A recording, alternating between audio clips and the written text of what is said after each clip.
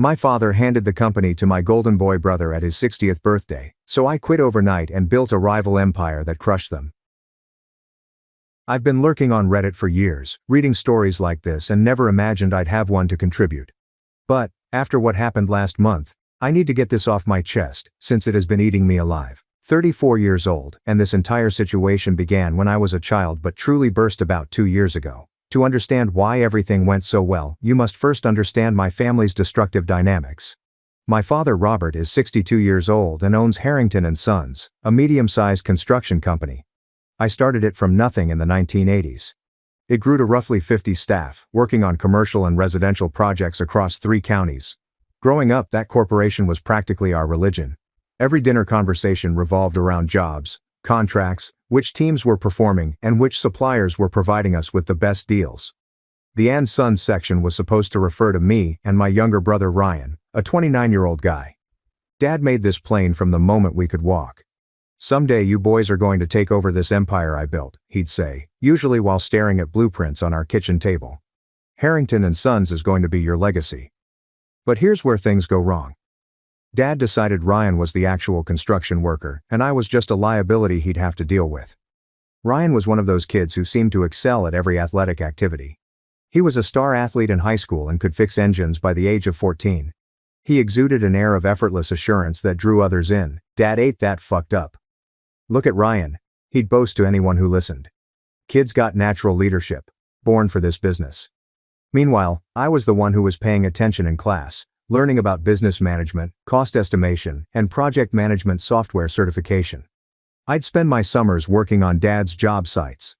Instead of being applauded for grasping the technical aspect, I was reprimanded for not being hands-on enough. The tipping point came when I was 19 and suggested that Dad computerize the business processes. It was 2009, and he was still doing everything on paper: estimates, scheduling, payroll, and inventory. It was a nightmare. I discovered a construction management software that could streamline everything, save money, and eliminate errors. Dad's response: "Real construction workers don't need computers, son. We build things with our hands, not by staring at screens all day." Ryan, who was 14 at the time and hardly knew which end of a hammer to handle, nodded along as if he understood anything about operating a business. "Yeah, Mark, construction is about getting dirty, not playing with gadgets." This became the theme of my life. Every time I sought to implement modern business methods in the organization, I was told I was overthinking it or making everything too hard. Dad actually said, "College is fine, son, but this is the real world. You can't learn construction from a textbook." Ryan, on the other hand, dropped out of community college after only 1 semester because he didn't enjoy it. Dad's reaction: "Good for you, son. Real men learn by doing." I continued working for Dad throughout college and beyond graduation, hoping that he'd ultimately see that I understood the business aspect better than anyone else. I overhauled our filing systems, established proper project costing methods, and even constructed a simple database to manage equipment upkeep. All without being asked, and on my own time. But every family event, company BBQ, and supplier meeting had the same story. Ryan was the golden boy who truly understood the building business. And I was just Mark, the guy who was good at paperwork. The favoritism was ridiculous. Ryan would arrive late to job sites, spend half the day on his phone, then depart early for whatever party or date he had arranged. Dad would simply grin and remark, "Boys will be boys." I'd work 60-hour weeks, solve logistical issues, negotiate lower material costs, and get a shrug at best. When Ryan turned 21, Dad began discussing succession plans. Not to me. I discovered out about these chats after overhearing Mom conversing on the phone with her sister. Apparently, Dad was already planning to delegate additional authority to Ryan, despite the fact that Ryan had never managed anything more sophisticated than a 7-man framing crew. I tried to talk to Dad about it directly. This happened around 3 years ago, when I was 31 and had been in the company for more than a decade.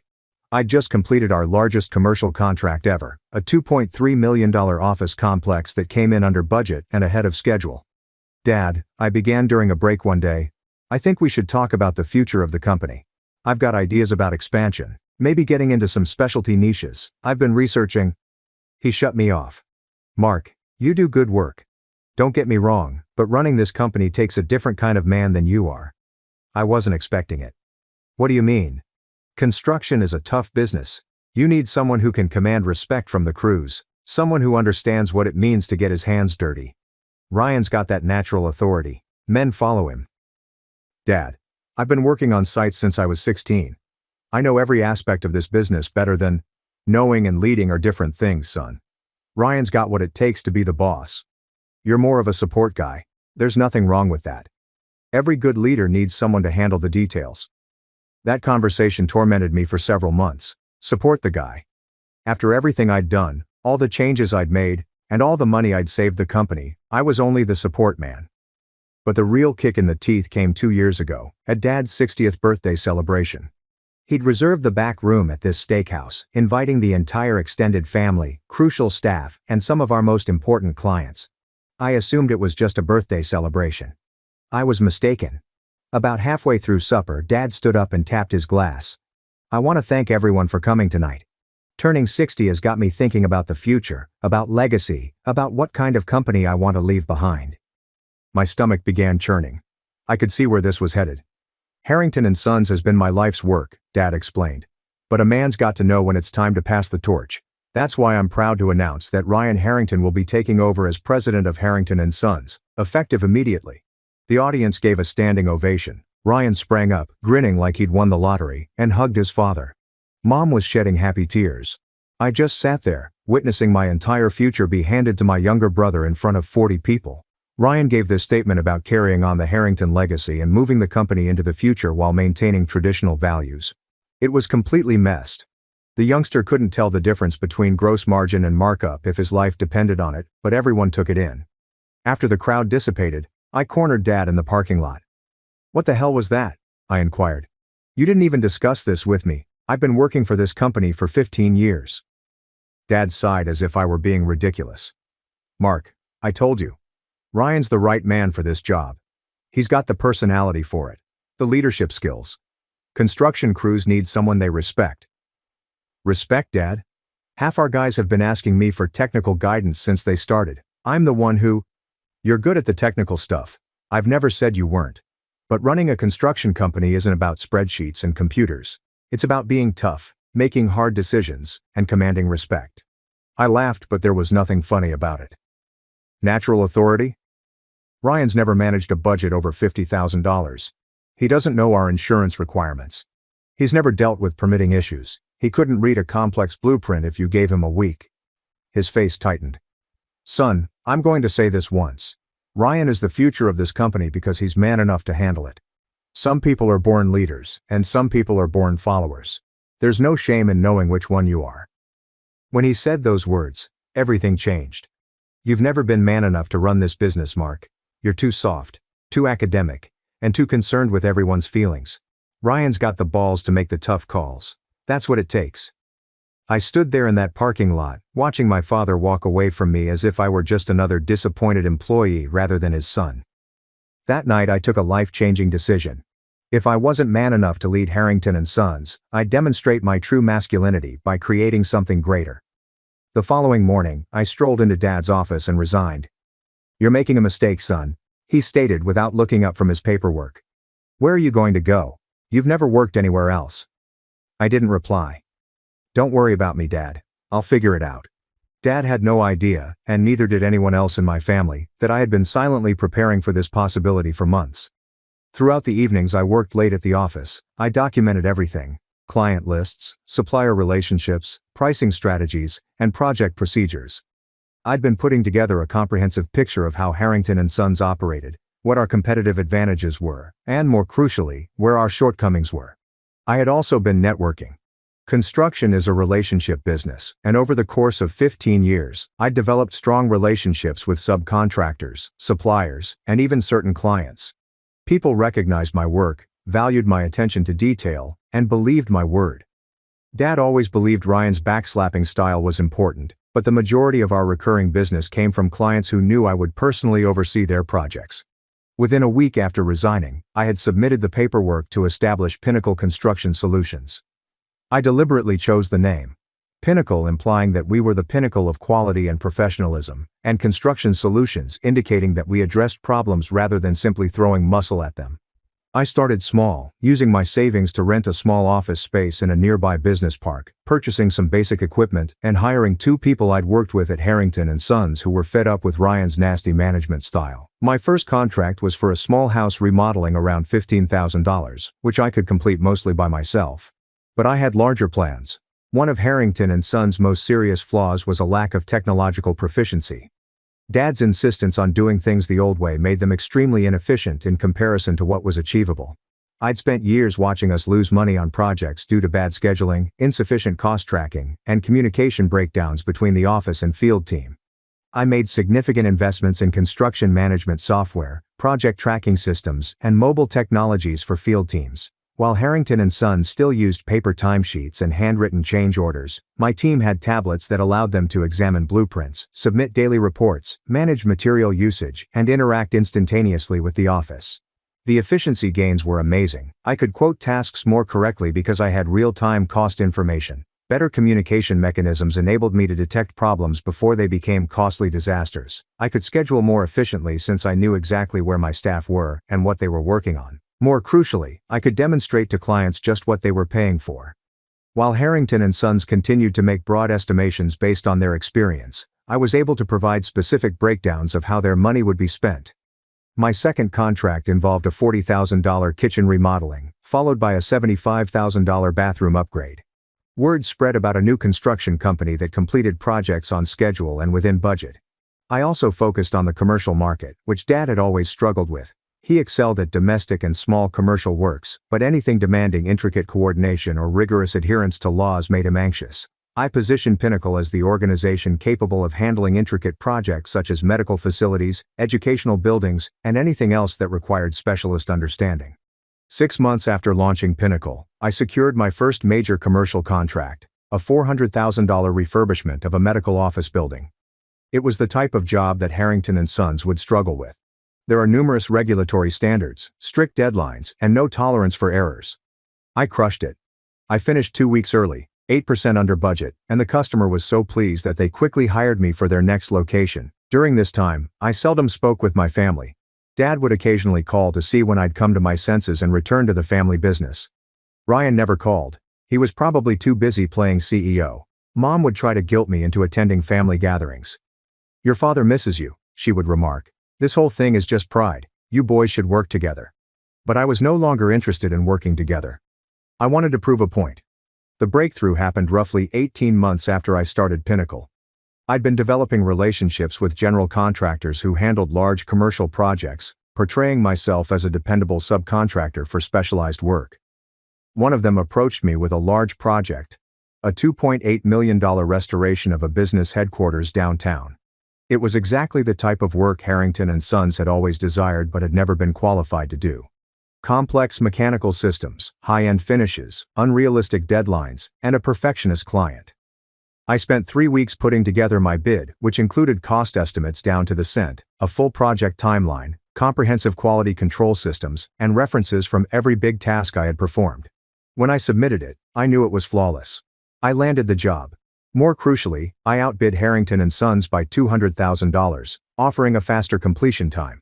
The general contractor then told me that Harrington & Sons' concept appeared amateurish in comparison to mine. "Your documentation was incredible," the man said. Their bid was basically a number on a napkin with a handshake. That's when I knew I had Dad right where I needed him.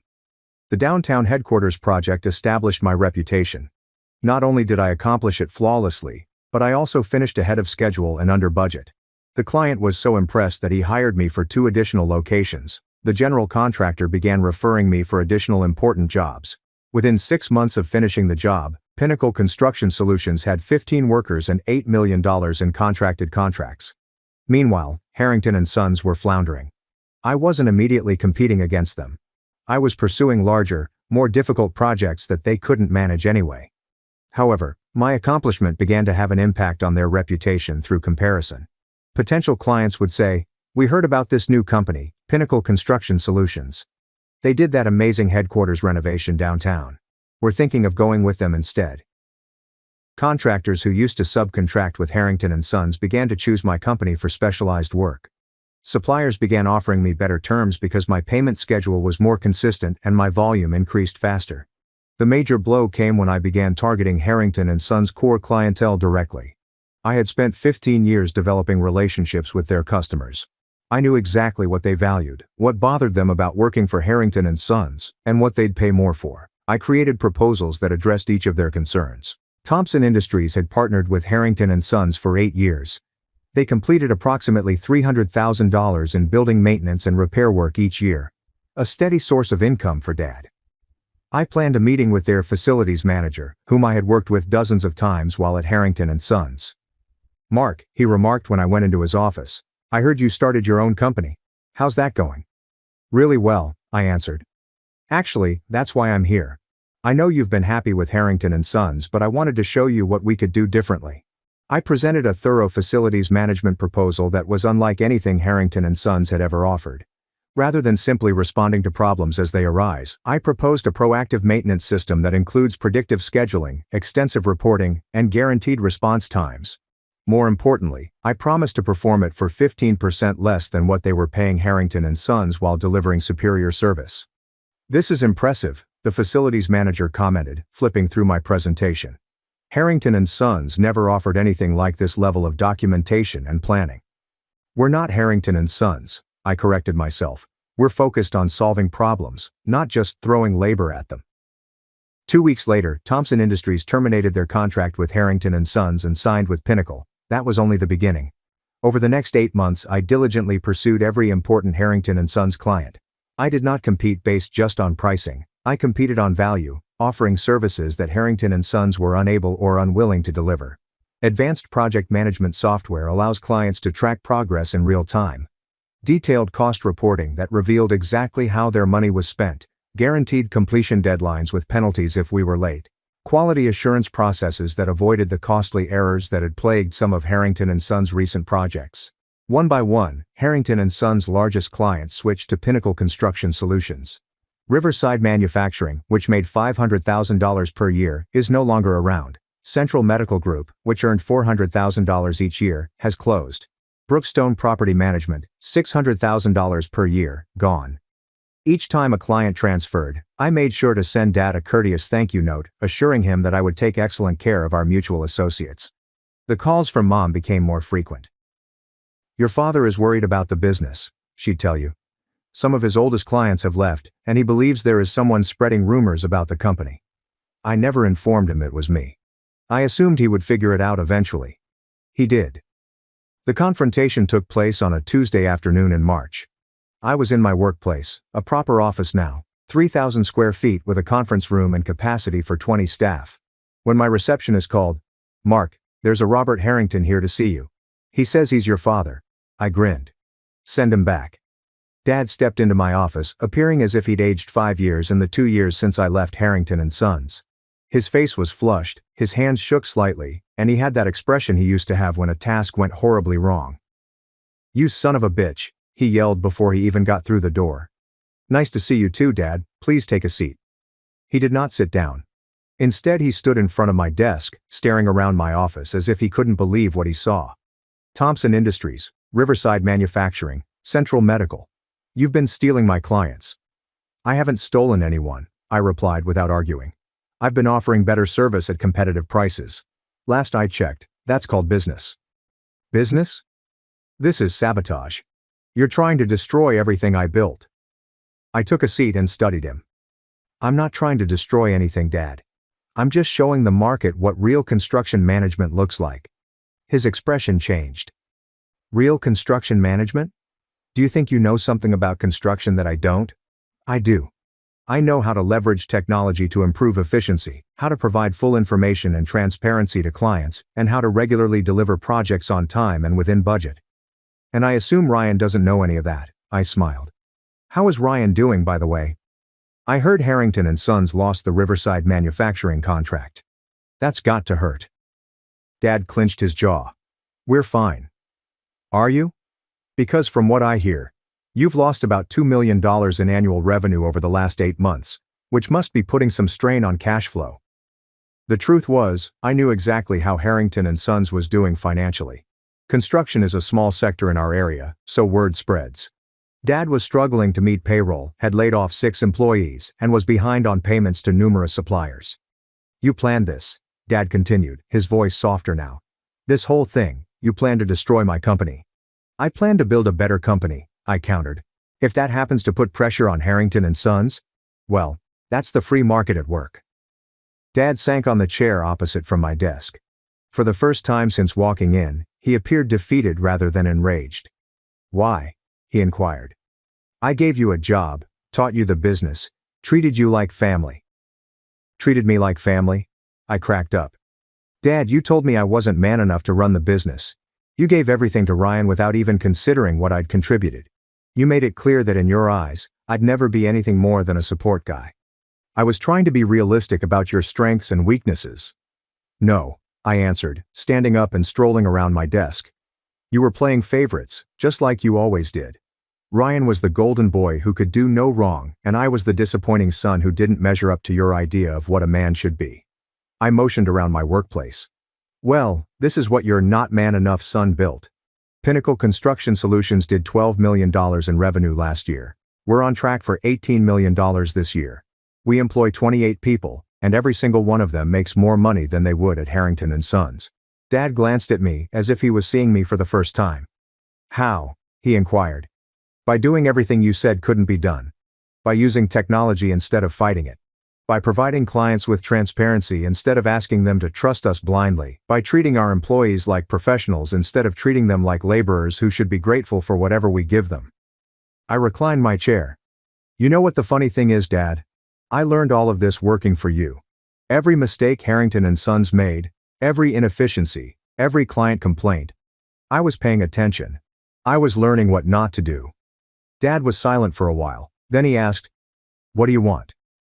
I want you to admit you were wrong. I want you to acknowledge that I was man enough to run the family business, and that your precious golden boy Ryan isn't. Mark, how is Ryan doing as president, by the way? Is he commanding all that respect you were so worried about? Dad's lack of response told me everything I needed to know. Let me guess, I added. Half the crew thinks he's an idiot. The other half doesn't respect him because they know he only got the job because he's your son. Suppliers don't trust him to make decisions because he doesn't understand the numbers. Clients are frustrated because he overpromises and underdelivers. It's been an adjustment period, Dad remarked softly. An adjustment period, Dad? It's been 2 years. If Ryan was going to figure it out, he would have by now. I opened my laptop and turned it toward him. Want to see something interesting? This is a financial analysis I had my accountant run, comparing Harrington and Sons' performance over the past 2 years versus the 2 years before that. The spreadsheet displayed everything. Revenue fell 35%. Profit margins dropped from 12% to 3%. Client retention rate decreased from 85% to 60%. The average project completion time increased by 20%. These aren't just bad numbers, Dad, they're catastrophic. Ryan isn't just failing to grow the business. He's actively destroying it. Dad gazed at the screen, as if it were displaying his death certificate. Meanwhile, I said, opening a different spreadsheet, Pinnacle's numbers look like this.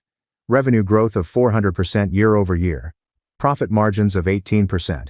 Client retention rate of 95%. Average project completion time 15% faster than industry standard. I'm not just man enough to run a construction business, Dad. I'm better at it than you ever were. That broke him. Dad buried his head in his hands and began crying.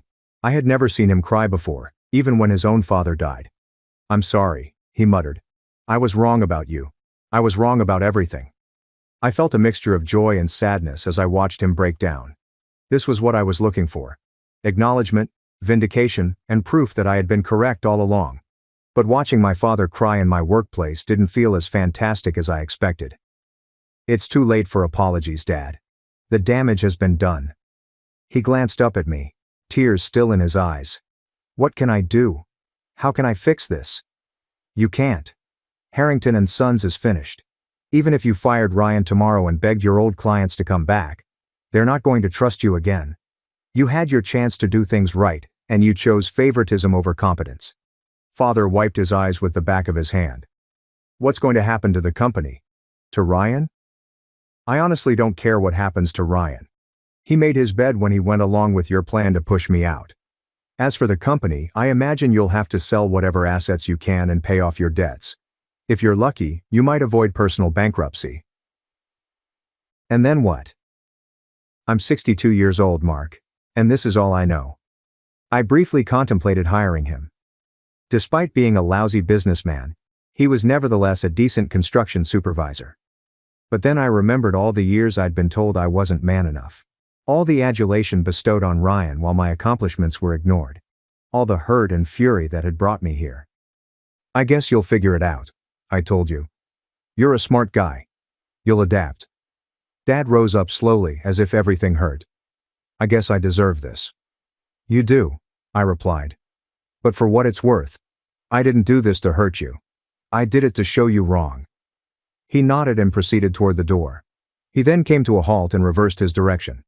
For what it's worth, son. I'm proud of what you've built here. I should have seen it sooner. Yeah, was my response. You should have. After he departed, I sat in my office for a long time, reflecting on all that had occurred. I'd gained everything I wanted, confirmation that I was better than Ryan, Dad's admission that he was wrong, and the satisfaction of watching Harrington and Sons fail. But I also felt empty, as if I'd won a fight that no longer matters. That happened 3 months ago. Harrington and Sons filed for bankruptcy last month. Dad had to liquidate the company's assets to repay creditors. Ryan is now working for one of our competitors, earning approximately half of what he used to, and most likely receiving the respect he deserves. Dad occasionally calls me to see if there is any employment available at Pinnacle. I have not hired him yet, but I am thinking about it. He's a good supervisor when he's not attempting to choose favorites, and we're growing quickly enough to require experienced employees. The irony is that Ryan contacted me last week, the first time we'd spoken since I quit Harrington and Sons. Mark, he commented, I want to apologize. I should have stood up for you with Dad. I knew you were better at the business side than me, but I was selfish and let him play favorites. Little late for that, don't you think? Yeah, probably. But I wanted you to know that you were right. I wasn't ready to run that company. I'm not sure I'll ever be ready to run a company. So what are you going to do now? I don't know. Maybe go back to school, try to learn some of the stuff you tried to teach me. Maybe see if you'd be willing to hire me at Pinnacle. I was chuckling. You want to work for me? I want to learn how to do things right, and you're the only person I know who actually knows how to run a construction business. I have not determined what to tell him yet. Part of me believes it would be satisfying to have my golden boy brother working for me and possibly learning some humility. But a part of me believes it is best to leave the past behind. Right now my primary focus is on growing Pinnacle Construction Solutions. We'll be bidding on a $15 million hospital rehabilitation project next month, the kind of job that Harrington and Sons would never have been qualified for, and the type of challenge that makes me want to get out of bed in the morning. Mom still invites me to family meals. However, the situation has changed dramatically. Instead of discussing Ryan's latest accomplishments, everyone asks me about my firm, my expansion plans, and my thoughts into the construction sector. It feels strange to be the successful son after being the disappointment for so long, but I'll take it. The funniest aspect is that Dad's colleagues and business acquaintances suddenly refer to me as the one who truly understands construction, as if they had always known I was the smart one rather than the guy who was not masculine enough to operate a construction company. I suppose the moral of the story is that sometimes you have to burn everything down to prove that you were correct all along. It isn't the most mature approach, but it certainly is pleasant. Update. Dad began working for me as a project supervisor 3 weeks ago. He called me aside on the first day of work and said, I want you to know that you're the boss here, no special treatment because I'm your father. If I screw up, fire me. So far he's been fantastic. When he's not attempting to pick favorites with his boys, he's actually a good manager. Who knew? Ryan is still considering if he wants to work with Pinnacle. I advised him that if he was serious, he should start at the bottom, general laborer. Perhaps he can work his way up to crew chief if he proves himself. No shortcuts this time. We'll see if he has the courage to swallow his pride and do the work.